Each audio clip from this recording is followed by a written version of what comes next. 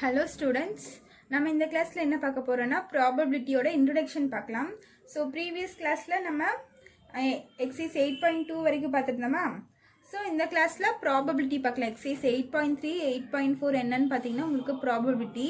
So அதனோட introduction தான் நம்ம இந்த வீடியோல பார்க்க போறோம். So இது பார்க்கிறதுக்கு முன்னாடி நம்ம ஃபர்ஸ்ட் sample spaceனா என்னன்னு பார்க்கலாம். என்னது sample space? So sample space na enna the set of all possible outcomes in a random experiment is called sample space. So this sample space oda definition. So in the definition வந்து உங்களுக்கு 2 மார்க்ல கேக்குற chance இருக்கு. So இந்த definition படிச்சுக்கோங்க ஓகேவா. Define sample space அப்படினு சொல்லி 2 மார்க்ல கேட்பாங்க. So இது நீங்க படிச்சுக்கோங்க. என்னது the set of all possible outcomes in a random experiment is called sample space. So இதுக்கு ஒரு எக்ஸாம்பிள் என்னன்னா நம்ம டைஸ் இருக்குல்ல டைஸ்னா என்ன தாயம்னு சொல்லுவோம்ல ஸோ நம்ம டைஸ் உருட்டுனா நம்மளுக்கு என்னென்ன மாதிரி வரக்கு சான்சஸ் இருக்கு ஒன்னா 1 விழுகும் இல்லைன்னா 2 விழுகும் இல்லைன்னா 3 விழுகும் 4 5 6 இந்த மாதிரி நம்மளுக்கு வருமா இதெல்லாம் தான் நமக்கு சான்சஸ் இருக்கு ஓகேவா ஸோ சாம்பிள் ஸ்பேஸுங்கிறது என்னன்னா நான் அது எஸ்ன்னு எடுத்துக்கிறேன் ஸோ ஒரு டைஸை நம்ம த்ரோ பண்ணும் போது ஸோ டைஸ்னால் நம்மளுக்கு இப்படி இருக்கும் இங்கே 1 2 3 இந்த மாதிரி எல்லாம் இருக்குல்ல ஸோ இப்படி தாயத்தை ஊற்றும் போது நம்மளுக்கு 1 விழுகும் இல்லைன்னா 2 விழுகும் 3 4 5 6 இந்த மாதிரி 6 விழுகுமா நம்மளுக்கு டைஸில் பார்த்தீங்கன்னா மொத்தமாக 6 தான் இருக்கும் ஒன்றா 1 விழுகலாம் 2 விழுகலாம் 3 விழுகலாம் இல்லைன்னா 4 இல்லைன்னா 5 இல்லைன்னா 6 இந்த மாதிரி தான் இருக்கும் ஸோ இதனோட சாம்பிள் ஸ்பேஸ் என்னன்னா அது எப்படி எழுதுவோம்னா n of s is equal to உள்ள எவ்வளோ நம்பர்ஸ் இருக்கு 1 2 3 4 5 6 ஸோ 6 நம்பர்ஸ் இருக்கு ஸோ இதனோட சாம்பிள் ஸ்பேஸ் என்ன 6 ஓகேவா நம்ம ஒரு விஷயத்தை பண்ணும் போது அதுலேருந்து நம்மளுக்கு எப்படிலாம் ரிசல்ட் வருது அப்படின்னு சொல்லி கலெக்ட் பண்ணி எழுதுறது தான் நமக்கு சாம்பிள் ஸ்பேஸ் அப்படின்னு சொல்லுவோம்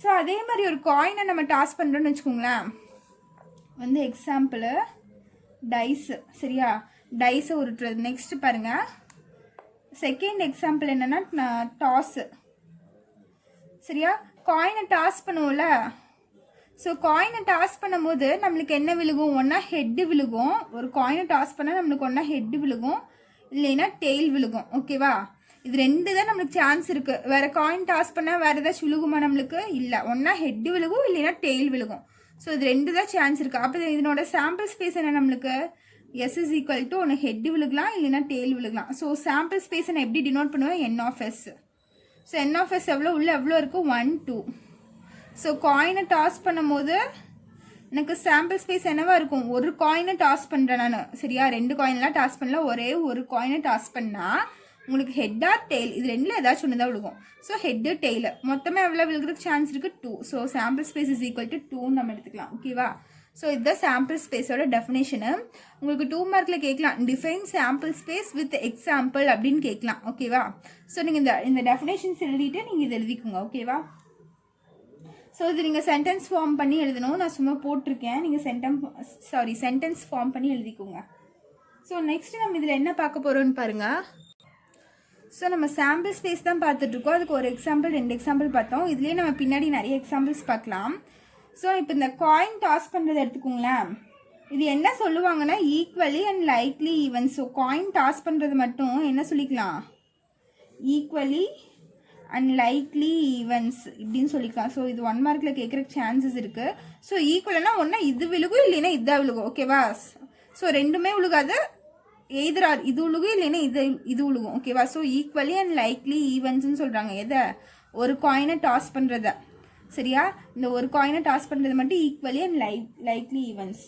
ஸோ இது ஞாபகம் வச்சுக்கோங்க இது வந்து 1 காயின் இதே 2 காயினை டாஸ் பண்ணுறோன்னு வச்சுக்கோங்களேன் 2 காயினை நான் டாஸ் பண்ணுறேன் ஓகேவா அப்போ என்ன விழுகும் ஒரு காயினில் வந்து நம்மளுக்கு ஹெட்டு விழுகும் சரியா 2 காயின் டாஸ் பண்ணும்போது ஒரு காயினில் ஹெட்டு விழுகும் இன்னொரு காயின்லேயே ஹெட்டு விழுகலாம் இல்லைன்னா ஒரு காயினில் ஹெட்டு விழுந்துட்டு இன்னொரு காயினில் டெய்ல் விழுகலாம் இல்லைன்னா ஒரு காயினில் டெய்ல் விழுந்துட்டு இன்னொரு காயினில் நம்மளுக்கு ஹெட்டு விழுகலாம் இல்லைன்னா நம்மளுக்கு 2 காயின்லேயுமே டெய்ல் விழுகலாமா டெய்ல் விழுகும் ஓகேவா ஸோ இது ஒரு 1 ரூபி காயின் இது ஒரு 2 ரூபி காயின் வச்சுக்கோங்களேன் ஸோ 1 ரூபி காயின்லேயும் உங்களுக்கு ஹெட் விழுகலாம் 2 ரூபி காயின்லேயே ஹெட் விழுகலாம் இங்கே 1 ரூபி காயினில் ஹெட் விழுகலாம் 2 ரூபி காயினில் டெய்ல் விழுகலாம் ஓகேவா அதே மாதிரி 2 ரூபி காயின் 1 ரூபி காயினில் டெய்ல் விழுகலாம், 2 ரூபி காயினில் ஹெட் விழுகலாம், இல்லைன்னா ரெண்டு காயின்லையுமே எனக்கு டெய்ல் விழுகலாம். ஓகேவா? ஸோ இதனோட சாம்பிள் ஸ்பேஸ் என்ன? n of s is equal to என்ன எவ்வளோ இருக்குது? 1 2 3 4. So n of s sample space என்னது நம்மளுக்கு 4. புரிஞ்சுதா இது? ஸோ இது வந்து 2 காயினுக்கு. ஸோ இதே 3 காயின்ஸ் இருக்குன்னு வச்சுக்கோங்களேன். 3 காயின்ஸ் இருக்கு. ஸோ அதே மாதிரி 3 காயின்ஸ் இருக்குன்னா 3 காயினை நீங்கள் அட் அ டைமில் டாஸ் பண்ணணும். ஓகேவா? டாஸ் பண்ணால் 1ல் ஹெட்டு விழுகலாம், 3 காயின்லையுமே நம்மளுக்கு ஹெட்டு விழுகலாம், இல்லைன்னா 2ல் ஹெட்டு விழுந்துட்டு 2ல் டெய்ல் விழுகலாம். ஓகேவா? அந்த மாதிரி நம்மளுக்கு சான்சஸ் இருக்குது. ஸோ அது எப்படி எழுதணும்னு பாருங்கள். ஸோ அந்த மாதிரி நம்ம ஃபஸ்ட்டு சம் ஒன்று போடுவோம். எக்ஸைஸ் 8.1ல் ஒரு சம் போடுவோம். ஸோ அந்த சம்மில் நான் சொல்லித்தரேன் 3 காயின்னா நம்ம எப்படி போடுவோன்னு. ஸோ அதுக்கு சிம்பிள் மெத்தட் பாருங்கள். இங்கே 2 காயினுக்கு நம்ம ஈஸியாக எழுதிக்கலாம். ஹெட்டு டெய்ல் ஹெச் டெய்ல்னு எழுதிக்கலாம். ஸோ இது அப்படியே எடுத்து நான் 3 காயின்ஸ்க்கு எழுதுனேன். 3 காயின் டாஸ் பண்ணும்போது எனக்கு என்னென்ன பாசிபிள் அவுட்கம்ஸ் வரும்னு நான் தெரிஞ்சுக்கணும். ஸோ நான் என்ன எழுதுறேன்? ஹெட்டு வேறு என்ன இருக்குது? Head tail head tail. ஓகேவா? ஸோ இது வந்து 2 காயின் டாஸ் பண்ணும்போது பாசிபிள் அவுட்கம்ஸ் இதாக இருக்கும். ஸோ 3 காயின்ஸ்னால் எனக்கு பெருசாக போகும். ஸோ எனக்கு அது எழுத தெரியல, எனக்கு கஷ்டமாக இருக்குது அப்படின்னு சொன்னீங்கன்னா 2 காயின்ஸ்க்கு நம்ம ஈஸியாக எழுதிக்கலாமா? ஸோ அதுவே எழுதிக்குங்க. ஒரு டைம் எழுதிட்டு இது அப்படியே கீழே எழுதிக்குங்க. Head tail. ஸோ இதை அப்படியே நான் 2 டைம்ஸ் மேலேயும் கீழேன்னு எழுதிட்டேன். இப்போ என்ன பண்ணணும்னா மேலே பின்னாடி ஃபுல்லாக ஹெட்டு போட்டுக்கோங்க. இங்கே ஃபுல்லாக ஹெச் போட்டுக்கோங்க. கீழே ஃபுல்லாக டெய்ல் போட்டுக்கோங்க. பின்னாடி பேக் சைடில் போட்டுக்கோங்க. டெய்ல் இங்கேயும் டெய்ல். ஓகேவா? ஸோ இந்த மாதிரி போட்டுக்கோங்க. அப்போ இதுக்கு பாசிபிள் அவுட்கம்ஸ் என்ன? n of s என்ன நம்மளுக்கு? Sample space 1 2 3 4 5 6 7 8. ஓகேவா? ஸோ 3 காயின்ஸை டாஸ் பண்ணும்போது எனக்கு சாம்பிள் ஸ்பேஸ் என்னவா இருக்குது? 8ஆக இருக்குது. ஓகேவா? ஸோ உங்களுக்கு இது 2 காயின்ஸ்க்கு ஈஸியாக எழுதிட்டோம். 3 காயின்ஸ்க்கு உங்களுக்கு கஷ்டமாக இருக்குன்னா நீங்கள் 2 காயின்ஸோட அவுட்கம்ஸ் எழுதிட்டு பின்னாடி ஹெட்டு போட்டுக்கோங்க. கீழே வந்து டெய்ல் போட்டுக்கோங்க பின்னாடி. ஓகேவா? So this for 3 coins. Next dice பார்ப்போம். நான் ஆல்ரெடி இங்கே சொல்லியிருந்தேன்ல டைஸு. ஸோ நம்ம ஒரு தாயக்கட்டையை உருட்டும் போது நம்மளுக்கு என்னென்ன பாசிபிள் அவுட்கம்ஸ் வரும்? 1 2 3 4 5 6. ஸோ நம்ம சாம்பிள் ஸ்பேஸ் பார்த்தீங்கன்னா 6 வரும். இதே 2 டைஸ் நம்ம உருட்டுறோம். ஸோ இங்கே எழுதிக்கிறேன் 1 டைஸில் நம்மளுக்கு என்ன வரும்? பாசிபிள் அவுட்கம்ஸ் என்னன்னு பார்த்தீங்கன்னா 1 2 3 4 5 6. ஸோ n of s எனக்கு என்ன வரும்? 6 வரும். ஓகேவா? உள்ளே எவ்வளோ நம்பர்ஸ் இருக்கோ அதை கவுண்ட் பண்ணி போட்டால் தான் n of s. இதே 2 டைஸ் 2 டைஸ் நான் உருட்டுறேன். அட் அ டைமில் நான் 2 டைஸ் உருட்டினேன்னா எனக்கு என்ன வரும்னு பாருங்கள். ஸோ ஒரு டைஸில் 1 விழுகலாம், இன்னொரு டைஸில் எனக்கு 1 விழுகலாம். ஒரு டைஸில் எனக்கு 1 விழுகலாம், இன்னொரு டைஸில் எனக்கு 2 விழுகலாம். அதுக்கப்புறம் ஒரு டைஸில் 1 விழுகலாம், இன்னொரு டைஸில் 3 விழுகலாம். ஸோ இந்த மாதிரி நம்ம எழுதலாம். ஒரு டைஸில் 1னா அதுக்கப்புறம் 4 விழுகலாம். 1 விழுந்துச்சுன்னா இன்னொன்றில் 5 விழுகலாம், 1 விழுந்துச்சுன்னா இன்னொன்று 6 விழுகலாம். ஓகேவா? இந்த மாதிரி எழுதிக்கலாம். அதுக்கப்புறம் இன்னொரு டைஸில் ஒரு டைஸில் நம்மளுக்கு 2 விழுந்துச்சுன்னா அதுக்கப்புறம் இன்னொரு டைஸில் 1 விழுகலாம். அதுக்கப்புறம் 2 டைஸ்லையுமே எனக்கு 2 விழுகலாம். இன்னும் 2 டைஸ், ஒரு டைஸில் 2, இன்னொரு டைஸில் 3 விழுகலாம். இந்த மாதிரி நம்ம எழுதிக்கலாம். ஓகேவா? எல்லா காம்பினேஷனையும் நம்ம எழுதணும். ஃபஸ்ட்டு 1 விழுந்தால் இன்னொரு டைஸில் வேறு நம்பர் சொல்லலாம். அதுக்கப்புறம் இன்னொரு டைஸில் 2 விழுந்தால் அது கூட வேறு காம்பினேஷனில் 1 2 3 4 5 6ன்னு எழுதிக்கலாம். ஓகேவா? அதுக்கப்புறம் ஃபஸ்ட்டு 3 போட்டுக்கோங்க. 1 இங்கே 2 3, அதே மாதிரி இங்கேயும் 3. ஸோ நம்ம எல்லா காம்பினேஷனும் எழுதணும். 1 2, அதுக்கப்புறம் இங்கே 3, இங்கே 4, இங்கே 5, இங்கே 6. ஓகேவா?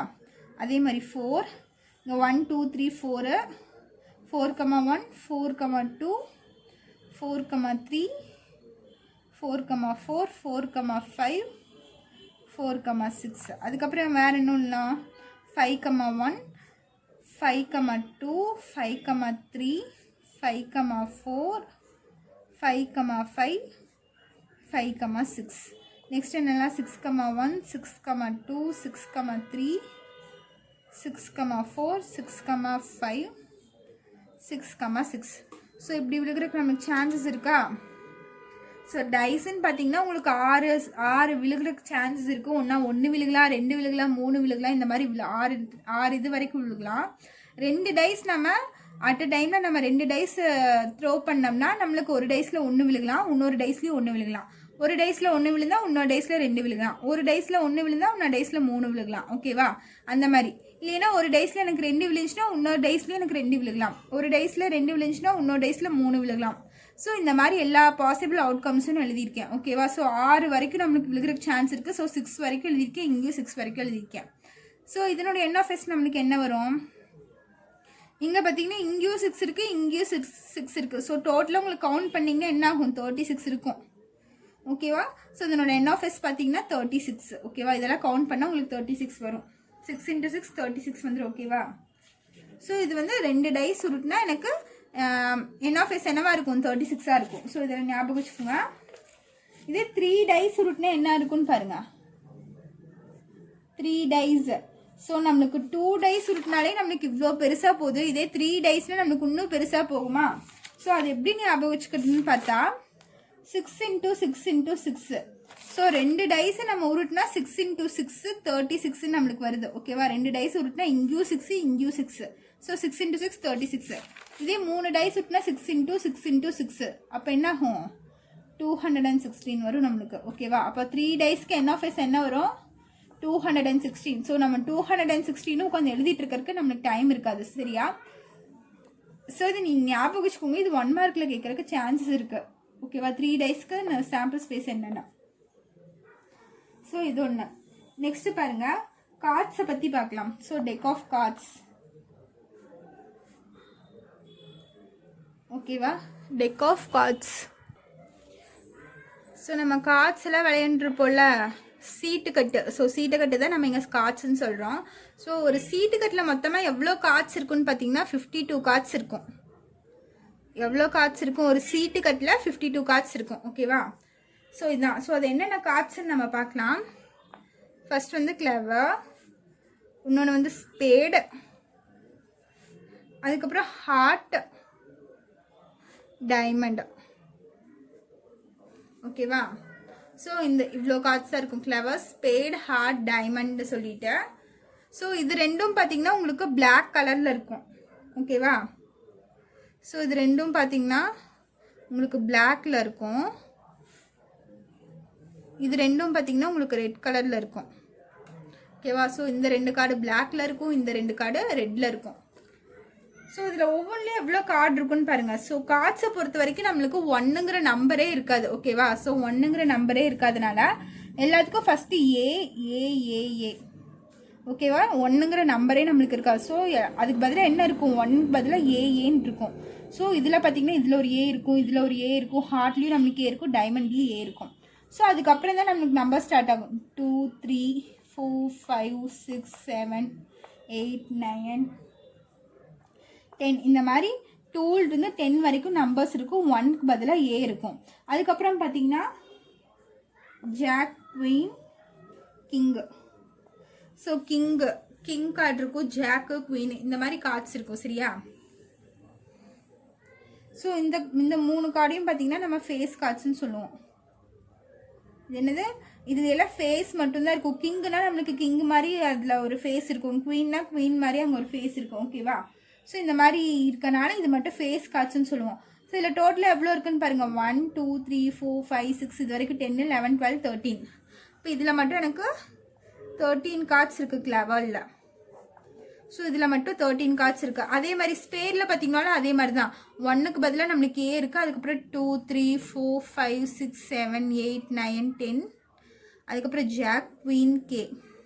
இதுலேயும் அதே மாதிரி கவுண்ட் பண்ணிங்கன்னா உங்களுக்கு 13 கார்ட்ஸ் இருக்கும். ஓகேவா?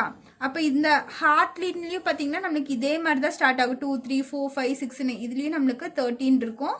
ஸோ இதுலேயும் 13 இருக்கும். ஸோ இது ஃபுல்லாக உங்களுக்கு கவுண்ட் பண்ணிங்கன்னா உங்களுக்கு என்ன வரும்?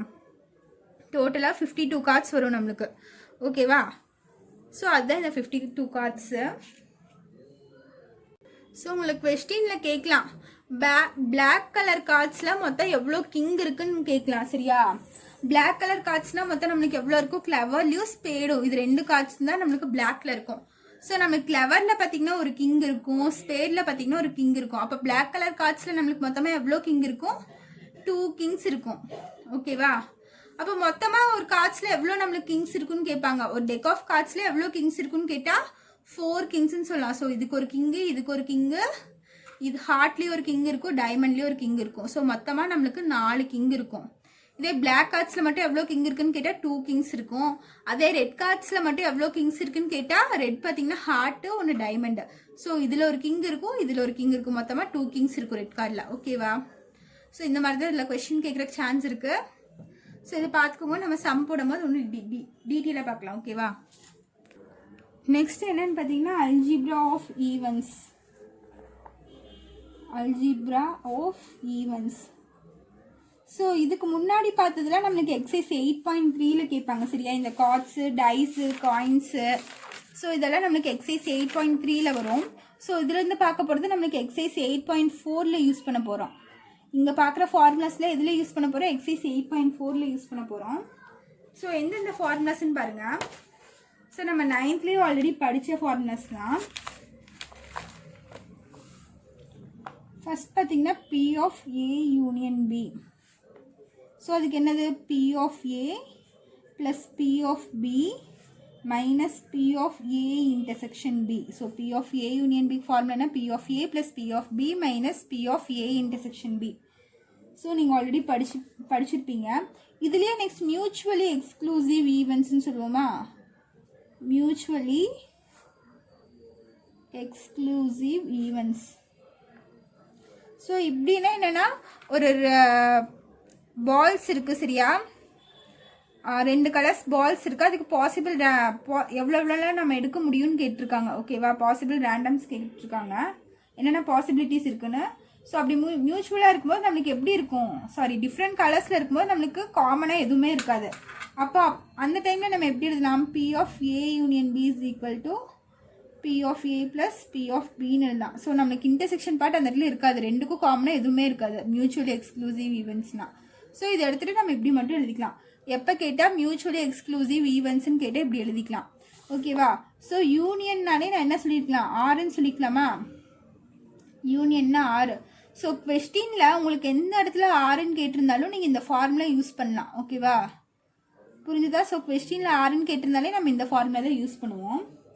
ஸோ இதுலேயே செகண்ட் ஃபார்முலா பார்த்தீங்கன்னா P of A intersection B. So இந்த A intersection B மட்டும் அப்போ என்ன வரும் நம்மளுக்கு? ஸோ இதை மட்டும் நான் இந்த சைடு கொண்டு போயிட்டு இது இந்த சைடு கொண்டு வரேன்.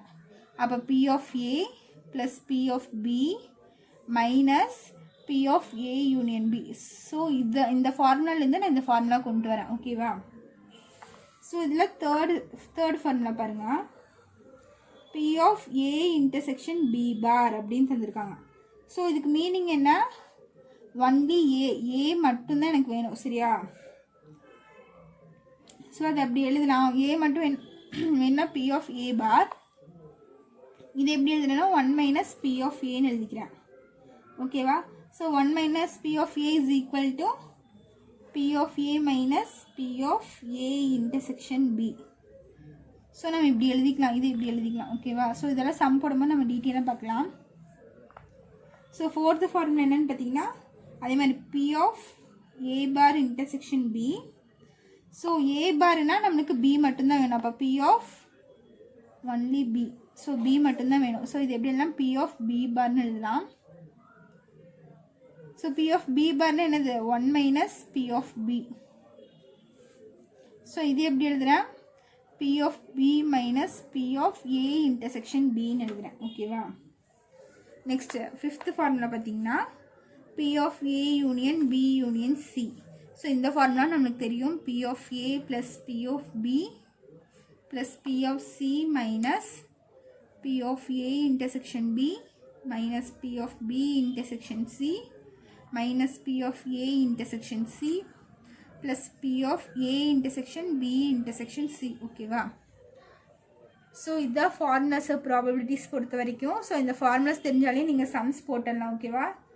ஸோ நீங்கள் ஸ்டாட்டிஸ்டிக்ஸ் பார்க்கலினா கூட பரவாயில்ல, 8th யூனிட்டில் ப்ராபபிலிட்டி நல்லா பார்த்துக்கோங்க. ஓகேவா? ஸ்டாட்டிஸ்டிக்ஸ் கூட உங்களுக்கு இது ஈஸியாக தான் இருக்கும். அதில் பார்த்தீங்கன்னா உங்களுக்கு கால்குலேஷன்ஸ் எல்லாம் உங்களுக்கு நிறைய போயிட்டுருக்கும். ஸோ அது போட்டு உங்களுக்கு டைம் லேட் ஆகும். ஒரு சின்ன மிஸ்டேக் ஆச்சுனாலும் கால்குலேஷனில் தப்பாயிரும். ஓகேவா?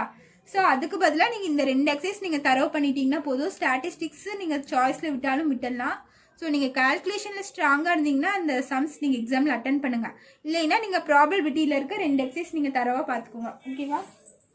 ஸோ இதில் ஏதாச்சும் டவுட் இருந்துச்சுன்னா கமெண்ட் பண்ணுங்கள்.